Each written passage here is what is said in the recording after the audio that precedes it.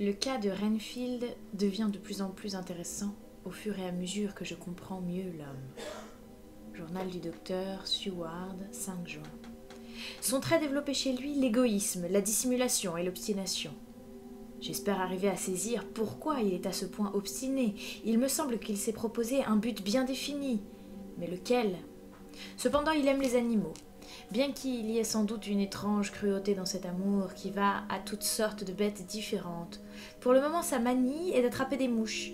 Il en a une telle quantité qu'il m'a paru indispensable de lui faire moi-même une observation à ce sujet. À mon grand étonnement, il ne s'est pas mis en colère, comme je le craignais. Mais après avoir réfléchi quelques instants, il m'a simplement demandé, sur un ton fort sérieux, « Vous m'accorderez 3 jours ? En 3 jours, je les ferai disparaître. » Bien entendu, j'ai répondu oui. Plus que jamais, je vais l'observer. 18 juin. Pour le moment, il ne pense plus qu'aux araignées. Il en a pris de très grosses qu'il a mises dans une boîte. Pour les nourrir, il leur donne ces mouches, dont le nombre diminue beaucoup. Encore qu'il en ait attrapé de nouvelles avec, comme appât sur le rebord de sa fenêtre, la moitié des repas qu'on lui apporte. 1er juillet. Ces araignées deviennent aussi encombrantes que ces mouches. Je lui ai ordonné aujourd'hui de s'en débarrasser. Devant son air désolé, j'ai précisé qu'il devait en faire disparaître une bonne partie au moins. Le visage rayonnant, il m'a promis qu'il le ferait. Comme la première fois, je lui ai donné un délai de 3 jours. Pendant que j'étais avec lui, j'ai été assez dégoûtée quand une grosse mouche à viande gonflée de je ne sais quelle pourriture s'est mise à voler dans la chambre. Il l'a attrapée et, l'air ravi, l'a tenue un instant entre le pouce et l'index. Puis, avant même que je ne me doute de ce qu'il allait faire, il l'a mise dans sa bouche et mangée. Je lui ai dit sans ménagement ma façon de penser, mais il a répliqué avec calme que cela était très bon et très sain, que cette mouche était pleine de vie et qu'elle lui transmettait la vie. Une idée me vint alors, ou plutôt un soupçon d'une idée. Il faut que je sache comment il se débarrasse de ces araignées. Un problème assez sérieux le préoccupe évidemment, car il prend sans cesse des notes dans un calepin. Des pages entières sont remplies de chiffres, comme s'il faisait des calculs compliqués. 8 juillet. Dans sa folie, il suit réellement une méthode, et l'idée qu'il m'était venue prend forme peu à peu. Elle sera bientôt parfaitement claire. Oh, activité mentale inconsciente, vous aurez à céder le pas à une activité mentale consciente. À dessein, je n'ai pas vu mon malade pendant quelques jours. Ainsi, j'étais certain qu'il s'était produit un changement dans son état, s'il s'était produit un changement dans son état, de le remarquer. Il ne paraît pas y en avoir, si ce n'est qu'une autre marotte le possède. Il a pu attraper un moineau et l'a déjà apprivoisé d'une manière bien simple, je m'en rends compte. Les araignées sont beaucoup moins nombreuses. Celles qui restent cependant sont bien nourries, car il attrape toujours des mouches en laissant près de la fenêtre une bonne partie de ses repas. 19 juillet. Nous faisons des progrès dans l'étude du cas. Renfield a maintenant toute une colonie de moineaux. Les mouches et les araignées ont presque entièrement disparu. Quand je suis entrée dans la chambre, il s'est précipité vers moi en me disant qu'il voulait me demander une grande faveur, une très très grande faveur. En parlant, il me flattait tel un chien qui flatte son maître. Je le priais de me dire de quoi il s'agissait, et il reprit avec, dans la voix et dans le comportement, une sorte d'extase. « Je voudrais un chaton, un joli petit chat avec lequel je pourrais jouer. Je l'élèverais et je lui donnerais à manger. Oh, oui, je lui donnerais à manger. » En vérité, je ne m'étais pas du tout attendue à ceci, car si j'avais remarqué ses préférences pour des bêtes de plus en plus grosses, je ne pouvais tout de même pas admettre que sa jolie famille de moineaux apprivoisés disparût de la façon dont avaient disparu les mouches et les araignées. Je répondis donc que je réfléchirais. Avant de le quitter, pourtant, je lui demandais sur un ton indifférent s'il n'aimerait pas mieux avoir un chat qu'un chaton. « Oh, oui, dit-il avec un enthousiasme qui le trahit. Un chat, j'aimerais avoir un chat. Si je vous demandais un chaton, c'était de crainte que vous ne me refusiez un chat, parce que personne ne m'aurait refusé un petit chat. N'est-ce pas ?» Je hochai la tête et lui dis ce que je pensais que ce n'était pas possible, du moins pour le moment, mais enfin que l'on verrait. Son visage s'assombrit et j'y lus comme un avertissement de danger, car il eut soudain un regard féroce qui ressemblait au regard d'un meurtrier. Ce malade, je n'en doute pas, est un homicide en puissance. Je vais voir où le mène son obsession actuelle. 10 heures du soir, je suis retournée dans sa chambre et je l'ai trouvé assis dans un coin, broyant du noir. Dès mon entrée, il s'est jeté à genoux devant moi et m'a supplié de lui procurer un chat. Son salut, disait-il, en dépendait. J'ai tenu bon, j'ai répondu qu'il n'en aurait pas. Sur quoi, sans dire un mot, il est retourné dans son coin et en se mordant les poings. J'irai le voir de bonne heure demain matin. 20 juillet. Vu Renfield très tôt, avant le passage du surveillant dans les chambres. Je l'ai trouvé levé, fredonnant un air. Il étendait du sucre sur l'appui de fenêtre et recommençait à attraper des mouches, et cela avec une évidente gaieté. Je cherchais des yeux ses moineaux et, ne les voyant pas, lui demandai où ils étaient. Il me répondit, sans tourner la tête, qu'il s'était envolé. Il y avait quelques plumes par terre, et sur son oreiller, une tache de sang. Je ne fis aucune remarque, mais en sortant, j'ai dit au gardien de venir m'avertir s'il se passait quelque chose d'anormal au cours de la journée. 11 heures du matin. On me dit à l'instant que Renfield a été très malade, qu'il a vomi un tas de plumes. Je crois, docteur, ajoute le surveillant qui m'a raconté l'histoire. Je crois, docteur, ajoute le surveillant qui m'a raconté l'histoire, qu'il a mangé ses moineaux, tout vivants. 11 heures du soir. Ce soir, j'ai donné à Renfield un bon narcotique, et pendant son sommeil, j'ai pris son calepin, curieux de lire ce qu'il contenait. Je ne m'étais pas trompée dans mes suppositions. Ce malade homicide est d'une espèce toute particulière. Je vais devoir le classer dans une catégorie qui n'existe pas encore. L'appeler un maniaque zoophage, qui ne veut se nourrir que d'êtres vivants. Son obsession est d'engloutir autant de vie qu'il peut. Il a donné à manger à une araignée des mouches sans nombre, à un oiseau des araignées sans nombre, puis il aurait voulu avoir un chat pour lui donner à manger tous ces oiseaux. Qu'aurait-il fait ensuite ? On souhaiterait presque aller jusqu'au bout de l'expérience, mais il faudrait pour cela une raison suffisante. On a souri avec mépris quand on a parlé de vivisection. Et voyez où l'on en est aujourd'hui. Pourquoi ne pas faire progresser la science dans ce qu'elle a de plus difficile mais de plus vital, la connaissance du cerveau, du mécanisme du raisonnement humain? Si je pénétrais le mystère de ce cerveau-là, si j'avais la clé de l'imagination d'un seul malade mental, j'avancerais dans ma spécialité à un point en comparaison duquel la physiologie de Burdon Sanderson ou l'étude du cerveau humain de Ferrier ne serait rien. Si seulement il y avait une raison suffisante, mais il ne faut pas trop penser à cela. La tentation est facile, une raison suffisante pourrait faire pencher la balance de mon côté, car ne suis-je pas, peut-être, moi aussi, congénitalement un cerveau exceptionnel ? Comme cet homme raisonne juste, les fous, il est vrai, raisonnent toujours juste quand ils suivent leur idée. Je me demande combien de vies il évalue un homme, ou s'il l'évalue à une seule. Il a terminé ses calculs très correctement, et aujourd'hui même, il en a commencé d'autres. Qui d'entre nous ne recommence pas chaque jour de nouveaux calculs ? En ce qui me concerne, il me semble que c'est hier seulement que ma vie tout entière a sombré, en même temps que mon jeune espoir, que vraiment j'ai recommencé à zéro. Et il en sera sans doute ainsi jusqu'à ce que le juge suprême m'appelle là-haut et referme son grand livre contenant la balance des profits et des pertes. Oh, Lucie, Lucie, il m'est impossible de vous en vouloir, ni d'en vouloir à mon ami qui partage votre bonheur, mais je ne dois plus m'attendre qu'à une existence sans espoir, où seul importera mon travail. Oui, travailler, travailler, travailler. Si seulement je pouvais découvrir une raison aussi impérieuse que celle de mon pauvre malade, et qui me pousserait au travail, j'y trouverais assurément une certaine forme de bonheur. Journal de Mina Murray, 26 juillet. Je suis de plus en plus inquiète, et écrire me soulage un peu. C'est comme si l'on se parlait à soi-même et s'écoutait tout à la fois. De plus, le fait de tenir ce journal en caractère de sténographie me donne une impression différente que si je l'employais à l'écriture normale. Je suis inquiète au sujet de Lucie, comme au sujet de Jonathan. Il y a quelque temps que j'étais sans nouvelles de lui, mais hier, ce cher M. Hawkins, qui est toujours si aimable, m'a envoyé une lettre qu'il a reçue de lui.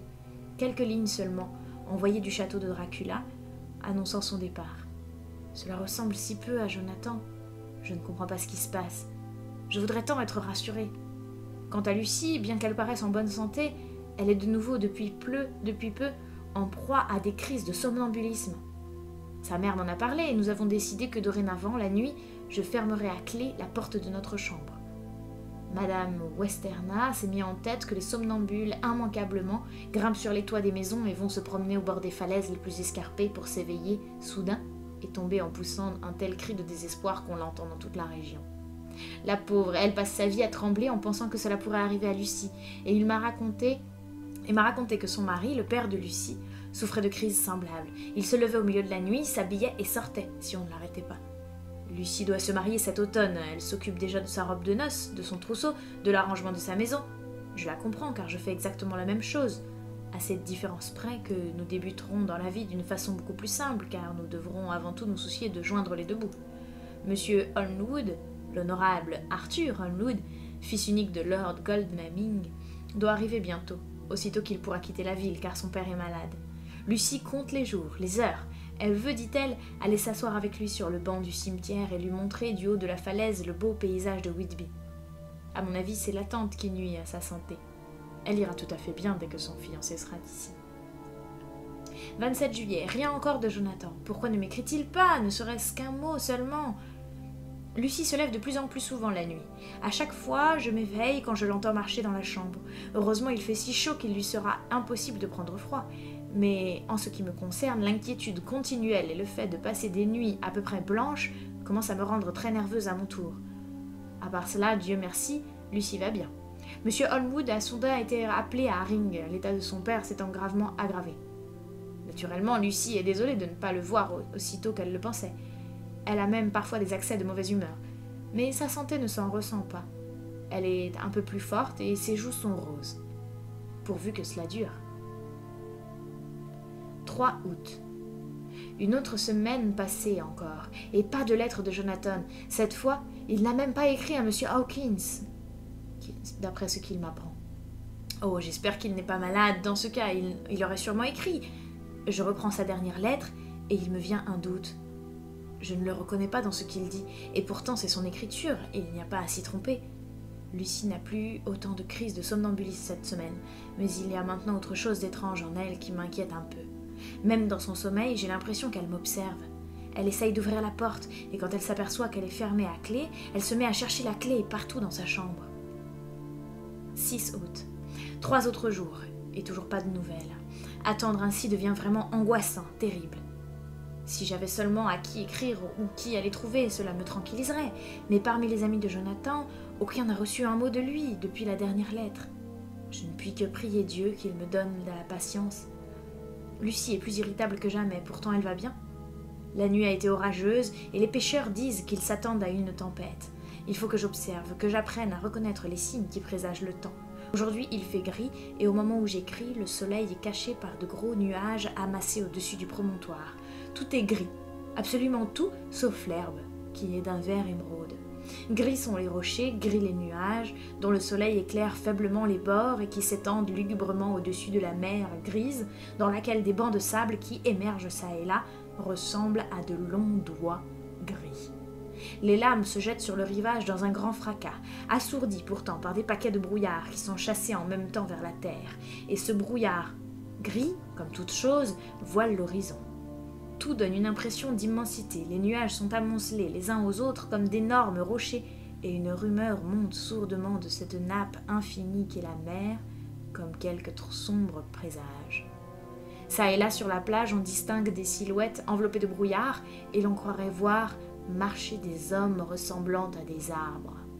Les bateaux de pêche se hâtent de rentrer au port, portés par les vagues tumultueuses, mais voici le vieux monsieur Swale, et je comprends, à la manière dont il soulève sa casquette, qu'il désire me parler.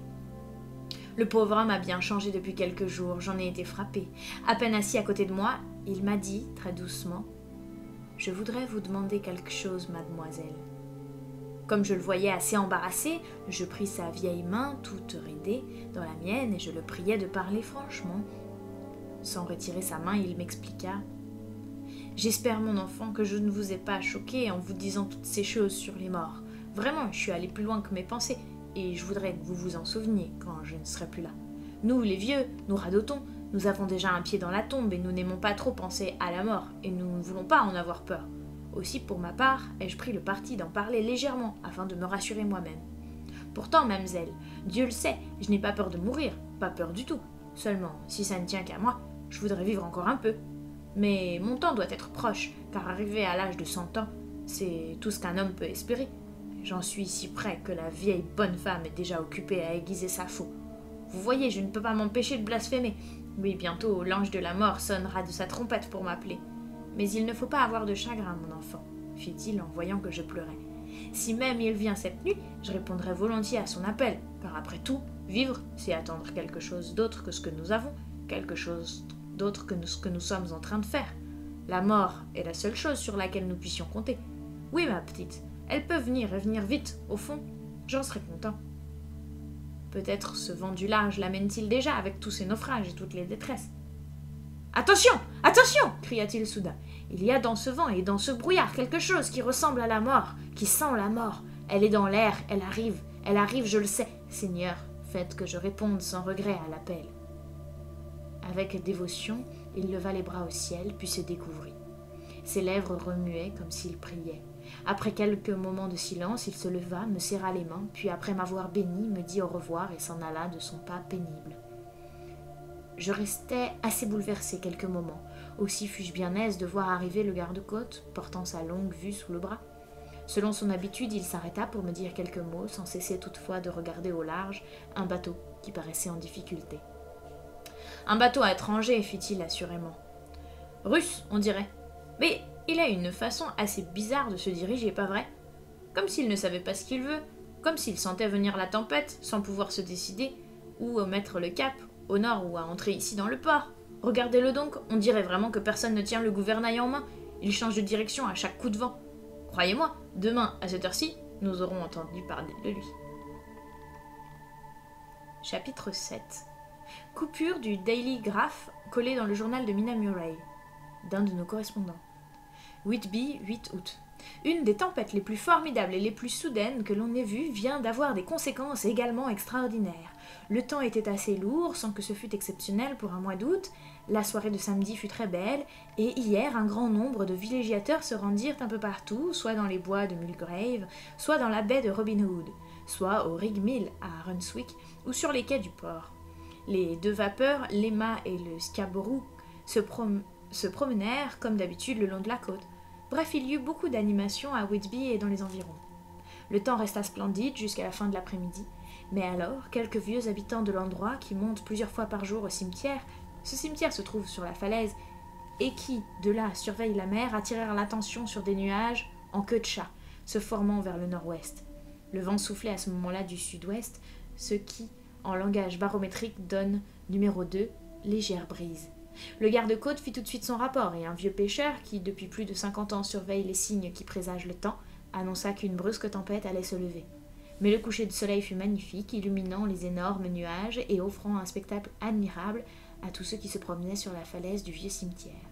Le soleil disparaissait peu à peu derrière le promontoire, dans la sombre masse se détachait sur le ciel, son très lent déclin étant accompagné d'un scintillement multicolore transparent à travers les nuages, pourpre, violet, vert et toutes les nuances de l'or, avec ici et là des ombres de formes différentes dont les contours faisaient songer à de gigantesques silhouettes. Rien de tout cela ne dut échapper aux peintres qui se trouvaient parmi la foule, et assurément des esquisses et des toiles intitulées par exemple « Prélude à la grande tempête » orneront les cimaises de la RA et du RI en mai prochain. Plus d'un patron décida alors que son bateau ne sortirait pas du port avant que la tempête menaçante en fût passée. Le vent tomba entièrement pendant la soirée, et vers minuit régnait ce calme, cette chaleur étouffante qui précède l'orage et rendent nerveuses les personnes très sensibles. On voyait peu de lumière sur la mer, car même les vapeurs, dont le service consiste à longer les côtes, restaient au large. Quant aux bateaux de pêche, ils étaient fort rares.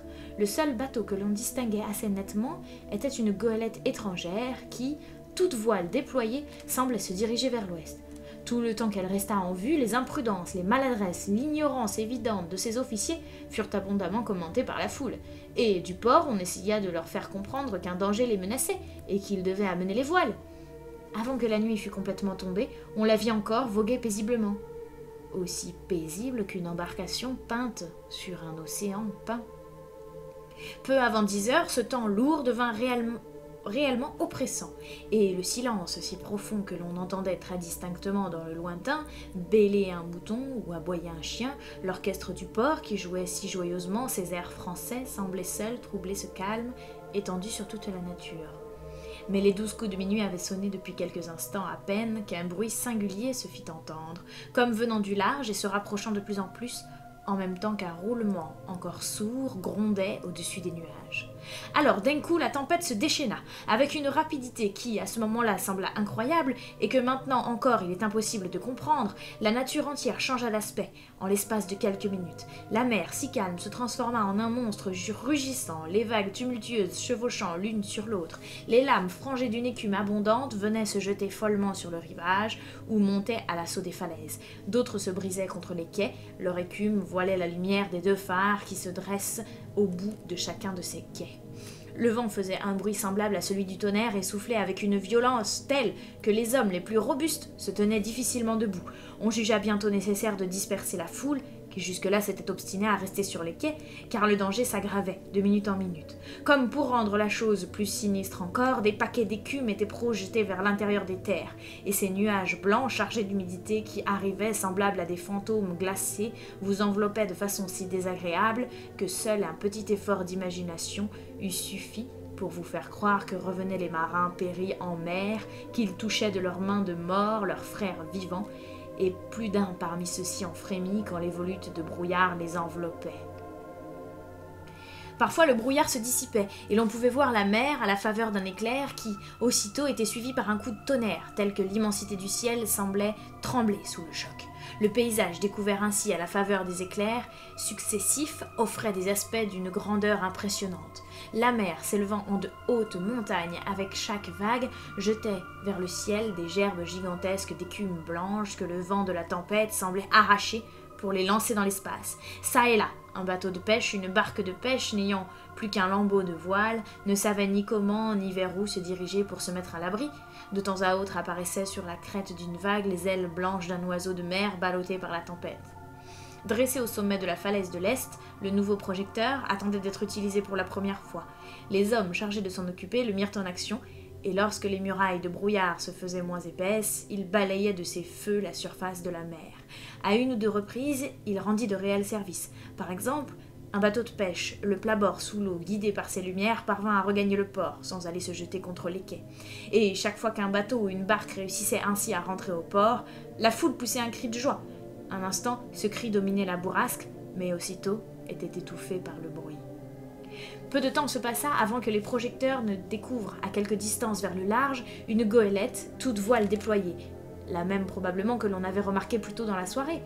Le vent à ce moment-là avait tourné à l'est, et les gens de mer qui se trouvaient sur la falaise frémirent en comprenant le terrible danger que le bateau courait. Entre la goélette et le port s'étendait un long banc de rochers sur lequel tant de bateaux s'étaient déjà brisés, et comme le vent soufflait maintenant de l'est, il paraissait réellement impossible qu'elle parvint à entrer dans le port. C'était l'heure de la marée haute, mais les vagues sauvages montaient à une telle hauteur que lorsqu'elles se creusaient, on voyait presque le fond. Cependant la goélette avançait toute voile dehors, et si rapidement que, comme le dit un vieux loup de mer, elle devait arriver quelque part, fût-ce en enfer. Poussés vers le rivage, s'élevèrent de nouvelles murailles de brouillard, plus épaisses que les précédentes et qui semblaient vous séparer du monde entier et vous laisser seulement le sens de l'ouïe. En effet, le mugissement de la tempête, les coups de tonnerre et le fracas des vagues traversaient l'écran formidable et tout imprégné d'eau pour venir jusqu'à vous et vous assourdir. Les rayons du projecteur restaient fixés sur l'entrée du port, exactement sur le môle est, où l'on croyait que se produirait le choc, et chacun retenait son souffle. Soudain, le vent tourna au nord-est et dissipa le brouillard. Alors, chose presque incroyable, la goélette étrangère passa entre les 2 môles, en sautant de vague en vague dans sa course rapide, et vint se mettre à l'abri dans le port. Les rayons du projecteur ne la quittaient pas, et quelle ne fut pas l'horreur ressentie par la foule quand elle aperçut, attaché au gouvernail, un cadavre dont la tête pendait et qui vacillait d'un côté puis de l'autre selon les mouvements du bateau. On ne voyait sur le pont aucune autre forme humaine. Un grand cri de terreur stupéfaite s'éleva quand les gens comprirent que la goélette était entrée dans le port comme par miracle, la main d'un mort tenait le gouvernail. Cependant, tout s'était passé en moins de temps qu'il n'en faut pour l'écrire. La goélette ne s'arrêta pas, mais continua sa course plus avant dans le port pour aller s'échouer sur un tas de sable et de gravier accumulés par les marées montantes et les tempêtes dans le coin sud-est près de la jetée qui se terminait sous la falaise est, jetée que l'on appelle dans le pays la Tate Hill Pier. Il y eut évidemment un choc considérable quand le bateau s'échoua sur le tas de sable. Les mâts, les cordages cédèrent, et, chose inattendue, à l'instant même où la proue touchait le sable, un énorme chien surgit de la cale, sauta sur le pont comme propulsé par le choc, puis du pont se précipita sur le rivage, se dirigeant à toute vitesse vers le haut de la falaise où se trouve le cimetière. Falaise si escarpée que certaines pierres tombales restent en partie suspendues dans le vide, là où la roche s'est un peu effritée. Il disparut dans la nuit qui paraissait plus noire encore au-delà des rayons du projecteur. Le hasard voulut qu'il n'y eût personne à ce moment-là sur la Tate Hill Pier, tous les habitants des maisons environnantes s'étant ou bien couchés ou bien rendus sur les hauteurs dominant le port. Aussi, le garde-côte, qui était des services, accourut-il immédiatement sur la jetée et fut le premier à monter à bord. Les hommes qui maniaient le projecteur, ayant un moment éclairé l'entrée du port sans rien apercevoir d'insolite, dirigèrent alors les rayons sur l'épave et les y braquèrent définitivement. On vit le garde-côte courir à l'arrière, se pencher sur le gouvernail pour l'examiner, mais reculer tout aussitôt comme en proie à un émoi insurmontable. Cela excita la curiosité générale, et nombreux furent ceux qui, dans la foule, voulant approcher davantage le bateau naufragé, se mirent à courir dans cette direction. Votre serviteur, un des premiers qui, descendant de la falaise, arriva sur la jetée. Cependant d'autres déjà m'y avaient précédé, et le garde-côte, de même que la police, avait fort à faire pour les empêcher de monter à bord. Comme correspondant du Daily Graph, on me permit toutefois d'avancer jusque sur le pont, et je partageai avec quelques rares personnes le lugubre privilège de voir de tout près le cadavre attaché à la roue du gouvernail. Le mouvement de surprise puis de terreur qui avait saisi le garde-côte était très compréhensible. L'homme était maintenu à un rayon de la roue par les mains liées l'une à l'autre. Entre la paume de sa main et le bois, on avait glissé un crucifix. Le chapelet auquel il appartenait entourait à la fois les deux mains et le rayon du gouvernail, le tout consolidé par des cordages. Le pauvre homme avait dû être assis à un moment, mais les voiles, malmenées par la tempête, avaient fait bouger le gouvernail, le projetant ainsi d'un côté puis de l'autre, de sorte que les cordes qui le liaient avaient blessé la chair jusqu'à l'os. On fit un rapport détaillé de l'événement et un médecin, le docteur Caffin, qui arriva immédiatement après moi, déclara après examen que la mort datait de 2 jours déjà.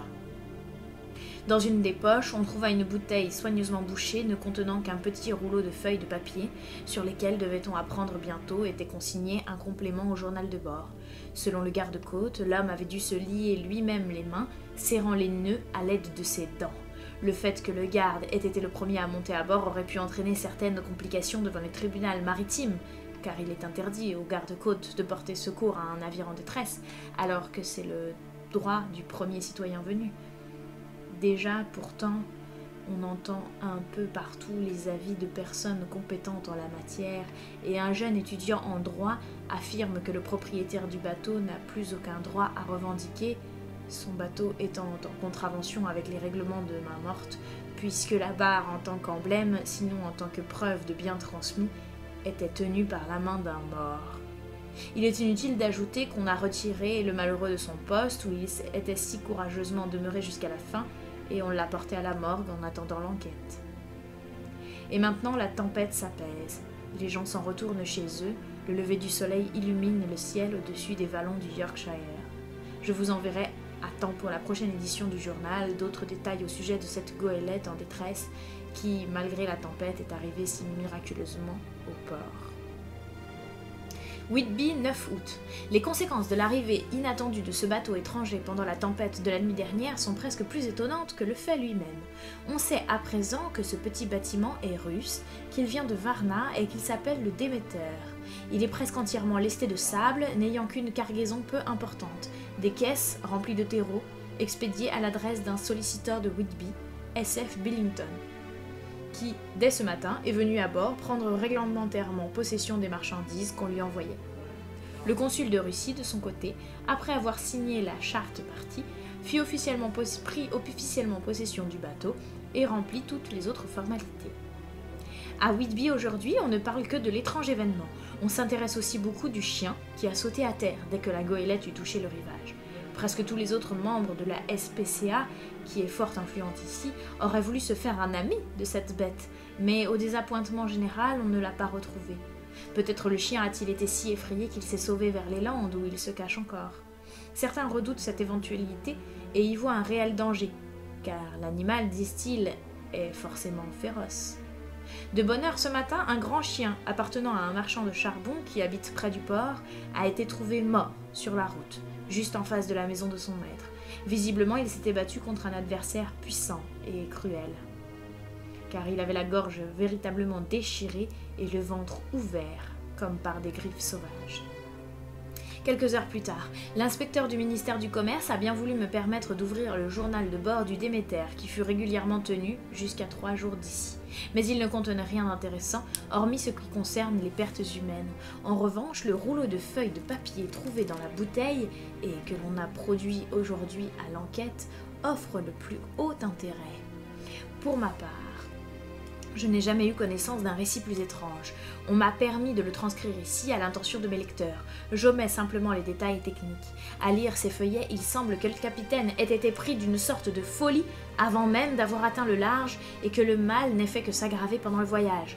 On devra se rappeler que j'écris sous la dictée d'un secrétaire du consul de Russie qui me traduit le texte.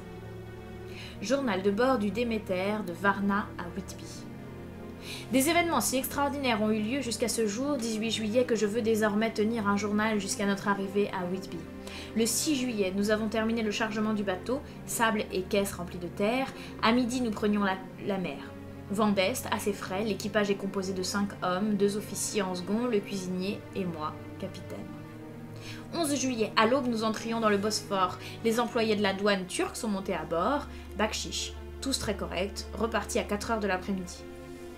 12 juillet, passé les Dardanelles, encore des agents de la douane et bakshish de nouveau. Tout cela s'est fait très vite, ils désiraient nous voir partir au plus tôt.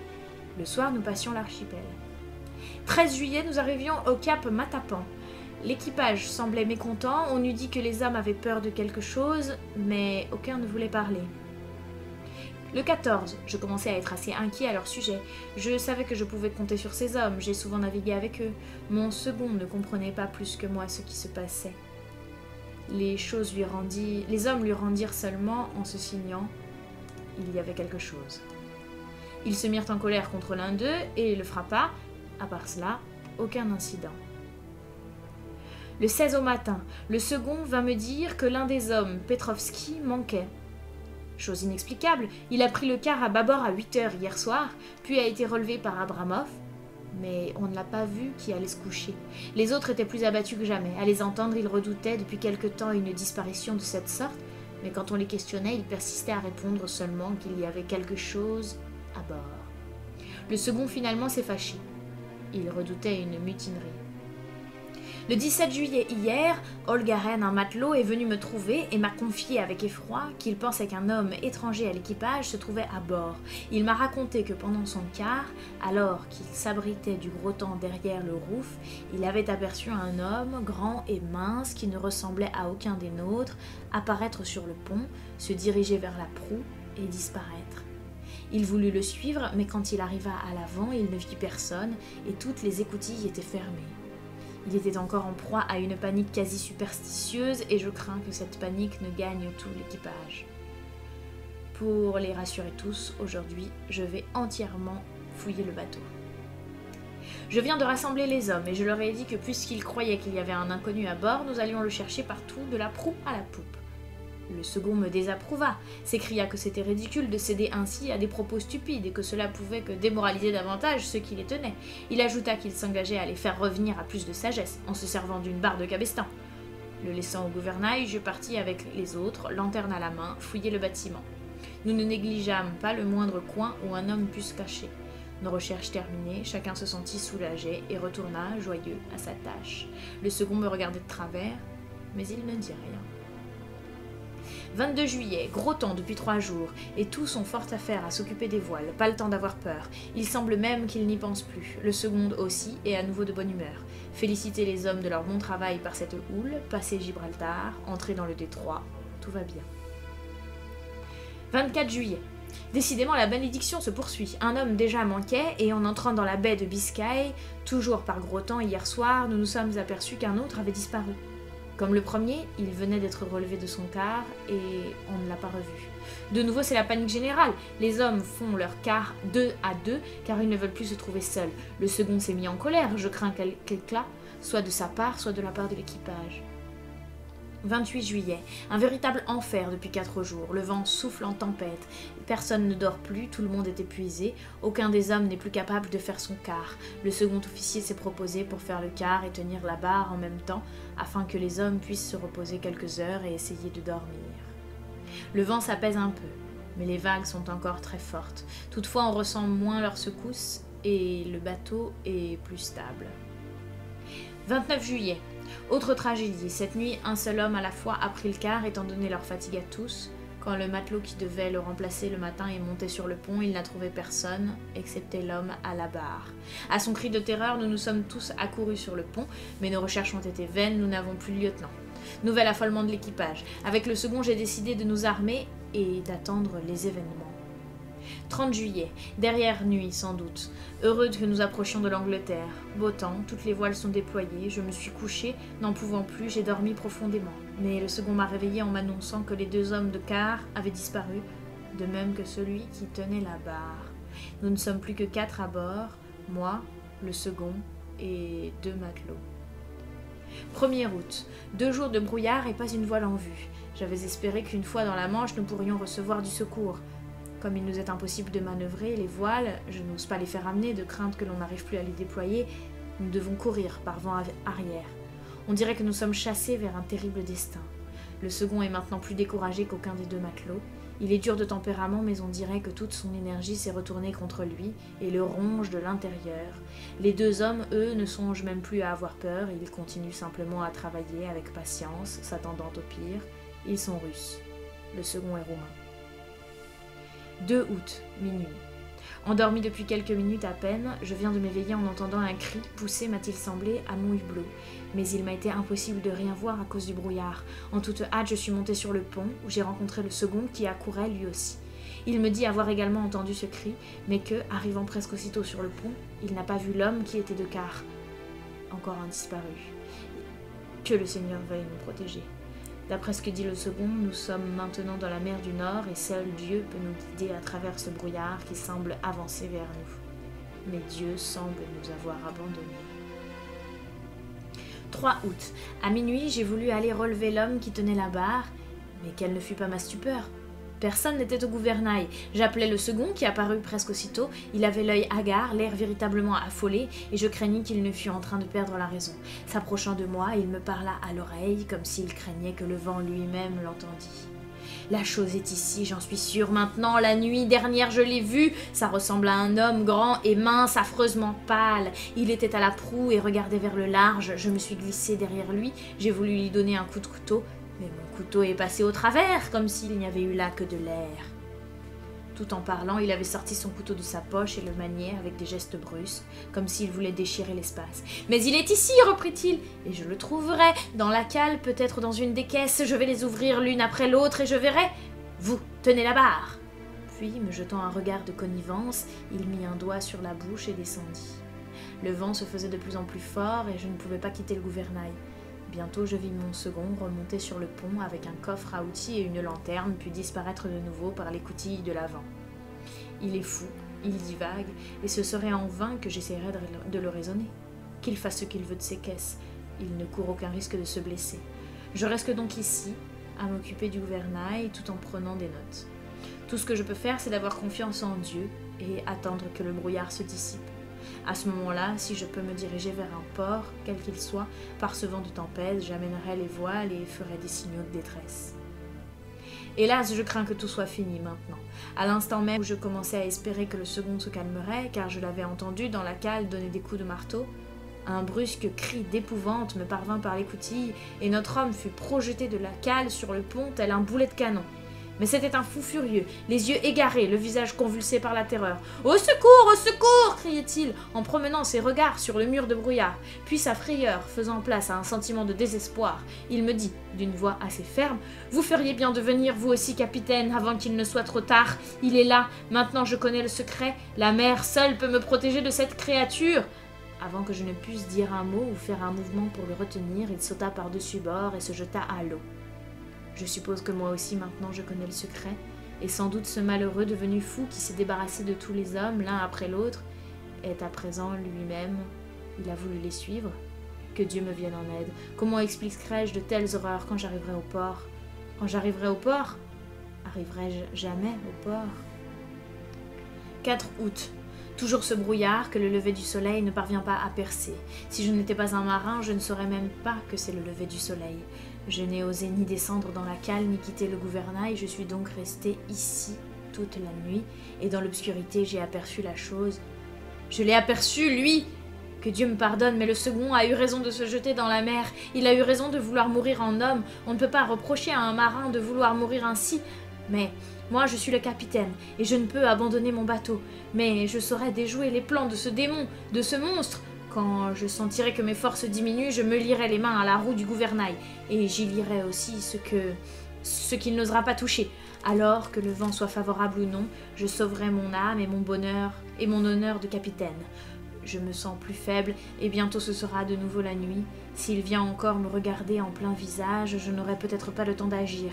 Si nous faisons naufrage, peut-être trouvera-t-on cette bouteille, et ceux qui la trouveront comprendront peut-être. Sinon, eh bien, alors que l'on sache que je n'ai pas manqué à mon devoir, que Dieu et la Sainte Vierge et tous les saints viennent au secours d'une pauvre âme innocente et de bonne volonté. Comme il fallut s'y attendre, le jugement conclut au crime sans désigner coupable. Il n'existe aucune preuve de conviction, et personne ne peut dire si l'homme est coupable ou non de tous ces meurtres. Les habitants de Whitby sont unanimes pour soutenir que le capitaine est tout simplement un héros, et on lui fera des funérailles solennelles.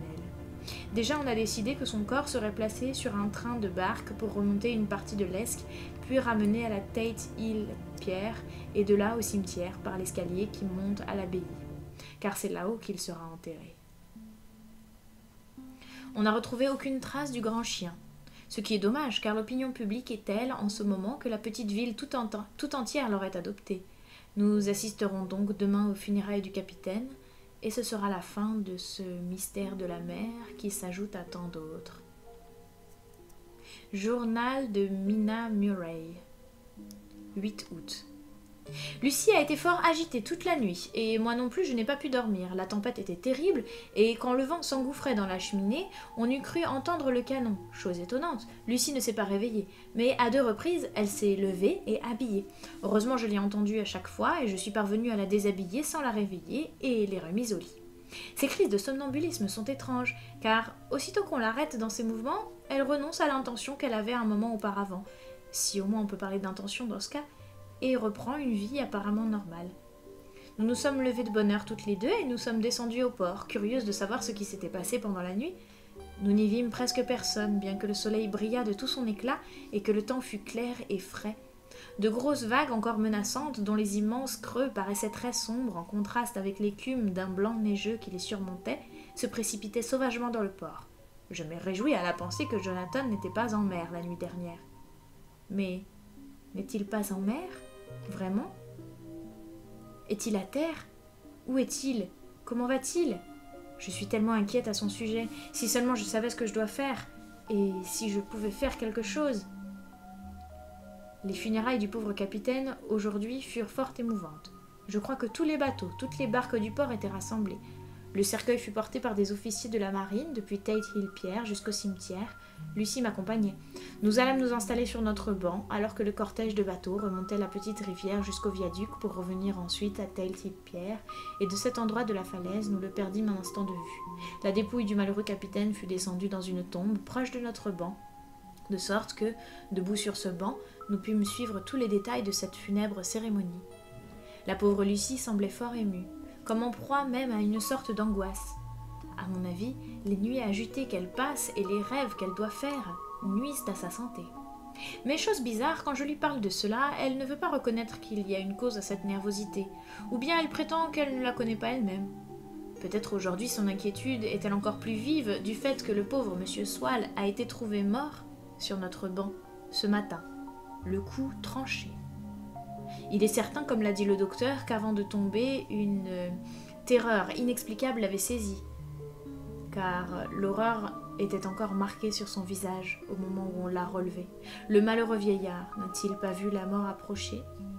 Lucie est si sensible que tout la touche plus profondément que les autres.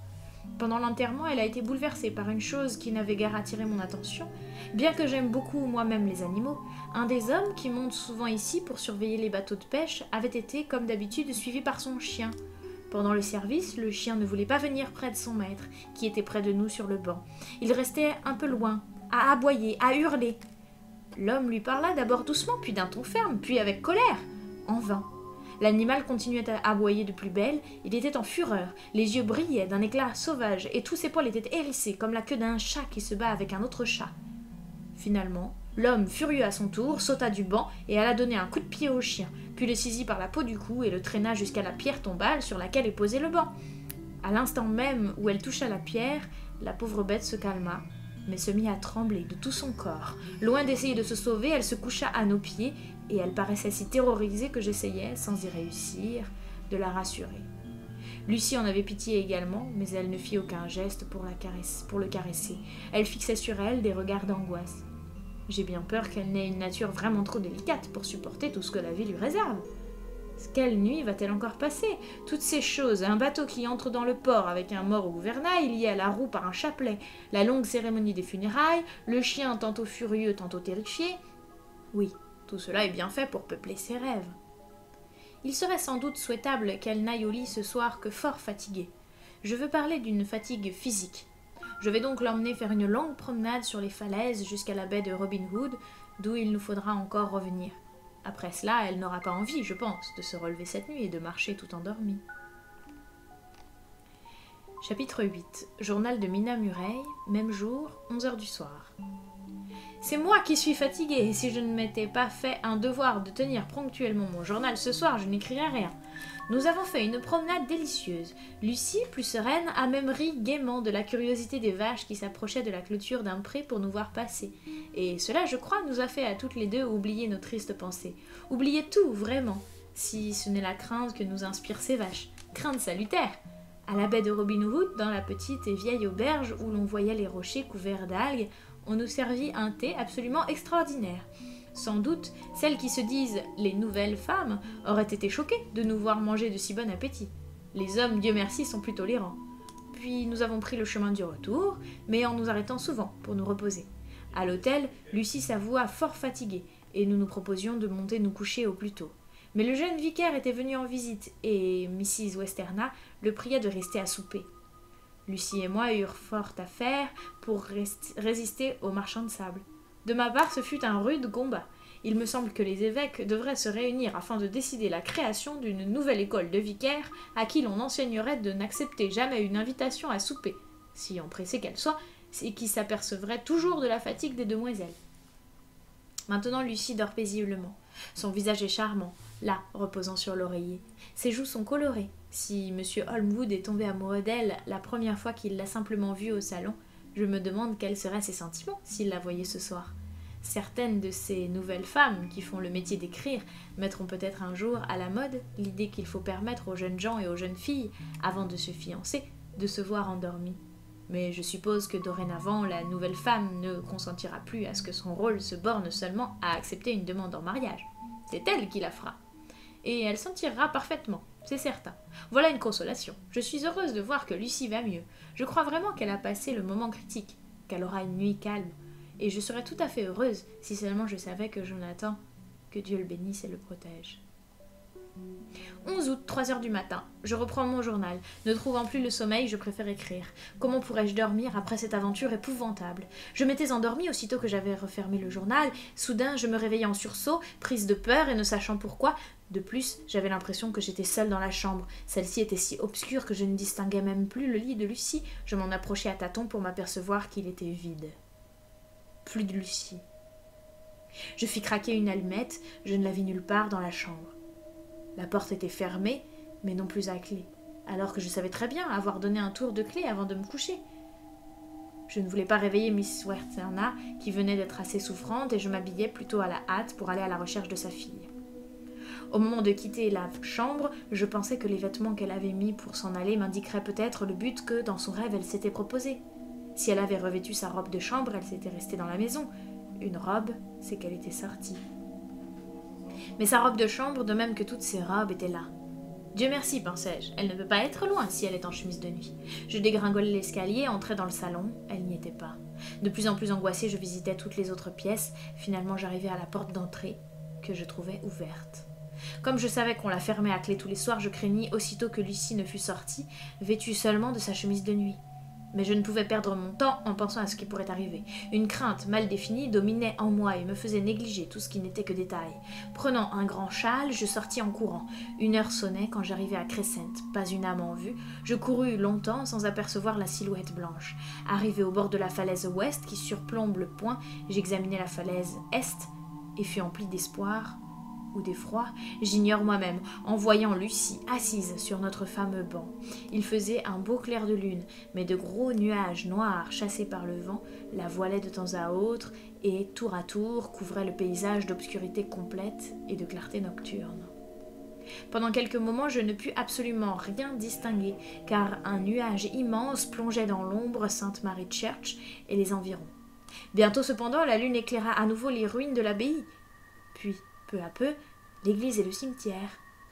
Quelle que fût mon attente, espoir ou crainte, elle ne devait pas être trompée, car là, sur notre banc, la lumière argentée éclairait une silhouette blanche comme neige à demi couchée. Le nuage suivant vint trop rapidement pour m'en laisser voir davantage, mais j'eus l'impression que quelque chose de sombre se tenait derrière le banc, penché sur la blanche silhouette. Était-ce un homme ou une bête ? Je n'aurais pu le dire. Je n'attendis pas que ce nuage eût disparu, mais je dégringolai jusqu'au port, longeai le marché aux poissons jusqu'à ce que je fusse parvenu au pont, car c'était ma seule route qui menait jusqu'à la falaise est. La ville était déserte, et je fus bien aise, car je ne désirais pas que l'on se rendît compte de l'état de la pauvre Lucie. Le temps, la distance aussi, me semblait interminable.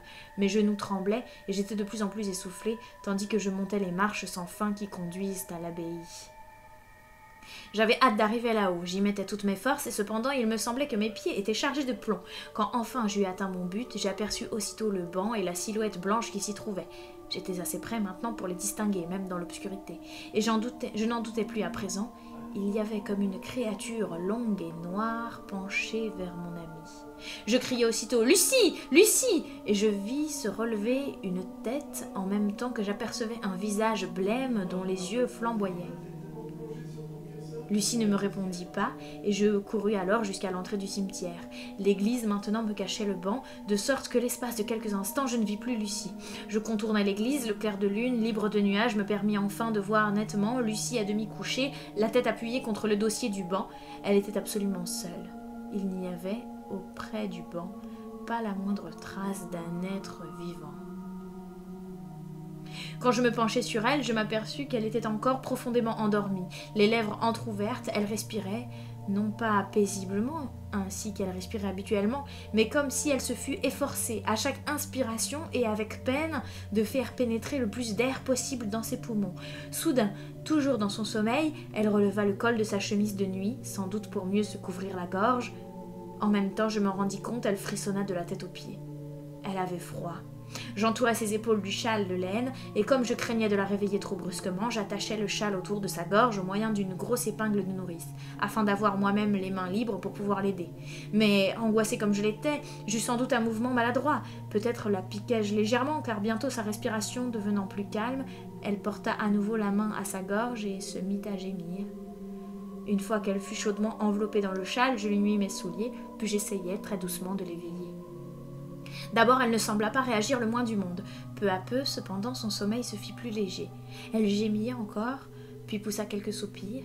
Comme il me semblait qu'il était grand temps de la ramener à l'hôtel, je la secouai un peu plus brusquement. Enfin, elle ouvrit les yeux et s'éveilla. Elle ne parut nullement surprise de me voir. Naturellement, au premier moment, elle ne se rendit pas compte du lieu où elle se trouvait. À son réveil, Lucie est toujours très jolie. Même alors, par cette nuit froide où elle frissonnait et devait être épouvantée de se réveiller, vêtue seulement d'une chemise de nuit et d'un châle dans un cimetière, elle ne perdait rien de son charme gracieux. Elle trembla un peu, se serra contre moi, et quand je lui dis Reviens immédiatement avec moi !» Elle se leva sans un mot, obéissante comme une enfant. Nous nous mîmes en route, les cailloux du chemin me blessaient les pieds, ce qu'elle remarqua. Elle s'arrêta, insista pour que je reprenne mes chaussures. Bien entendu, je refusai. Seulement, une fois que nous fûmes sortis du cimetière, je me trempais les pieds dans la boue, afin que si jamais nous rencontrions quelqu'un, on ne pût remarquer que j'étais pieds nus. Mais la chance nous sourit. Nous rentrâmes sans croiser personne. À un moment donné, il est vrai, nous aperçûmes un homme qui semblait pris de boisson, mais nous nous mîmes à l'abri à l'intérieur d'un porche jusqu'à ce qu'il eût disparu. Inutile d'ajouter que j'étais à nouveau rempli d'inquiétude, à la pensée que Lucie risquait non seulement de prendre froid, mais de voir sa réputation gravement atteinte si cette histoire se répandait. Dès que nous fûmes rentrés, et après nous être lavé les pieds, je la fourrai dans son lit. Avant de se rendormir, elle me demanda, me supplia de ne rien raconter à personne, pas même à sa mère. Tout d'abord j'hésitais, je ne voulais pas lui faire cette promesse, mais je m'y décidai finalement en pensant à l'état de santé de sa mère, au choc qu'elle éprouverait si elle apprenait la chose, laquelle assurément ne parviendrait que défigurée à ses oreilles. J'espère que j'ai eu raison. J'ai fermé la porte à clé et je garde la clé liée à mon poignet. Sans doute ne serais-je plus dérangée. Lucie dort profondément. L'aube déjà se lève sur la mer. Même jour, midi. Tout va bien. Lucie a dormi jusqu'à ce que je l'éveille et ne semblait même pas s'être retournée une seule fois dans son lit. Apparemment, l'aventure de la nuit dernière ne lui a pas fait de mal. Au contraire, j'ai l'impression qu'elle est mieux ce matin. Mieux que depuis des semaines. Seulement, je suis navrée d'avoir été maladroite au point de la blesser en fermant l'épingle de nourrice. Je m'aperçois que cela aurait pu être grave, car la peau de la gorge a été percée à 2 endroits différents, et il y a une tache de sang sur le ruban de sa chemise de nuit. Quand je lui ai dit à quel point cela m'attristait, elle m'a répondu en riant, et en me donnant une petite tape sur la joue qu'elle n'en souffrait pas le moins du monde. Heureusement, je ne pense pas qu'il y ait une cicatrice. 11 août au soir. Nous avons passé une très bonne journée. Beau temps, soleil, légère brise. Nous avons déjeuné à Mulgrave Wood, où Miss Westerna s'est rendue par la route, tandis que Lucie et moi prenions le chemin au flanc de la falaise. Malgré tout, j'avais le cœur gros, pensant à mon bonheur si Jonathan eût été là. Mais il me faudra sans doute encore beaucoup de patience. Le soir, promenade dans les jardins du casino, où nous avons entendu de la bonne musique. Puis nous sommes rentrés nous coucher tôt. Lucie, beaucoup plus calme, s'est endormie tout de suite. Je vais fermer la porte à clé et prendre la clé comme je l'ai fait la nuit dernière, bien que je ne pense pas qu'il se passe quelque chose de fâcheux cette nuit. Je m'étais trompée. À 2 reprises cette nuit, j'ai été réveillée par Lucie qui essayait de sortir de la chambre.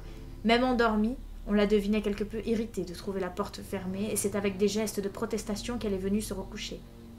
Enfin, quand je me suis réveillée au petit matin, les oiseaux chantaient, et je fus bien aise de voir que Lucie, également éveillée, avait encore meilleure mine que la veille. Elle avait recouvré sa gaieté naturelle, et elle vint près de moi, dans mon lit, pour me parler longuement d'Arthur. De mon côté, elle essaya de me rassurer, et j'avoue qu'elle y réussit dans une certaine mesure. Car si la sympathie de nos amis ne change évidemment rien aux faits tels qu'ils sont, elle nous les rend tout de même plus supportables. 13 août. Encore une journée paisible, et le soir, je me suis à nouveau couchée, la clé attachée à mon poignet. Lorsque dans la nuit je me suis réveillée, Lucie, endormie, était assise dans son lit, et du doigt montrait la fenêtre. Je me précipitai vers la fenêtre, et levant le store, je me penchai la tête pour voir ce qui se passait au dehors. Il faisait un beau clair de lune, et la mer et le ciel se confondaient dans cette douce lumière argentée, et dans le silence mystérieux de la nuit. Devant moi, une grande chauve-souris passait et repassait, en décrivant de larges cercles. 1 ou 2 fois, elle me frôla presque, mais je suppose qu'elle en fut effrayée, car elle s'envola vers le port, puis vers l'abbaye. Lorsque, quittant la fenêtre, je regagnai le milieu de la chambre, Lucie s'était étendue et dormait paisiblement. Elle n'a plus bougé jusqu'au matin. 14 août. Nous avons passé presque toute la journée sur la falaise, est, lisant et écrivant. Lucie semble maintenant aimer cet endroit autant que je l'aime moi-même, et c'est toujours avec regret qu'elle le quitte, quand il faut que nous rentrions pour le lunch, le thé ou le dîner. Cet après-midi, elle a fait une remarque bien drôle. Nous revenions à l'heure du dîner, et arrivés au-dessus de l'escalier sur la falaise ouest, nous nous étions arrêtés pour contempler le paysage, comme nous le faisions souvent. Le soleil couchant qui descendait derrière le promontoire teintait d'une belle lumière rouge la falaise d'en face et la vieille abbaye. Nous restâmes sans rien dire un moment, puis Lucie murmura, comme si elle se parlait à elle-même. Encore ces yeux rouges, les mêmes, exactement les mêmes. Fort étonnée, ne comprenant pas à quoi de telles paroles pouvaient se rapporter, je me tendis légèrement vers Lucie afin de la voir sans toutefois avoir l'air de la regarder. Je m'aperçus alors qu'elle était dans un état de mi-sommeil et que l'expression de son visage était des plus bizarres. Je ne dis rien, mais suivis son regard. Elle le tenait fixé, me semblait-il, sur notre banc, où était assise une silhouette sombre. J'en demeurai interdite moi-même, car l'espace d'un instant j'eus l'impression que cette étrange créature avait de grands yeux flamboyants. Mais cela ne dura réellement qu'une seconde. Le soleil illuminait les vitraux de l'église derrière notre banc, et je distinguais encore dans le crépuscule. J'attirai l'attention de Lucie sur ces jeux de lumière, et elle se ressaisit complètement, mais tout en paraissant encore très triste. Peut-être se souvenait-elle de la nuit terrible qu'elle a passée là-haut. Nous n'en avions jamais reparlé. Je n'y fis à nouveau aucune allusion, et nous nous remîmes en route. Lucie, prise d'un grand mal de tête, monta se coucher aussitôt après le dîner. Lorsqu'elle fut endormie, je sortis à nouveau, désirant me promener seule sur les falaises. Je me sentais triste, moi aussi, je l'avoue, car je pensais sans cesse à Jonathan. Quand je rentrais, la lune éclairait la nuit, au point que même près de l'autel qui se trouvait dans l'ombre, on distinguait le moindre objet. Je levai les yeux vers notre fenêtre, et je vis Lucie, qui s'y penchait. Je me dis que peut-être elle me cherchait, et j'agitai mon mouchoir. Elle ne remarqua rien. En tout cas, elle ne fit pas le moindre geste. À ce moment, la lune éclaira l'angle de la maison, et par conséquent notre fenêtre. Je m'aperçus que Lucie, les yeux fermés, avait la tête appuyée sur le rebord de la fenêtre. Elle dormait, et à côté d'elle, sur le marbre, j'eus l'impression qu'était posé un grand oiseau.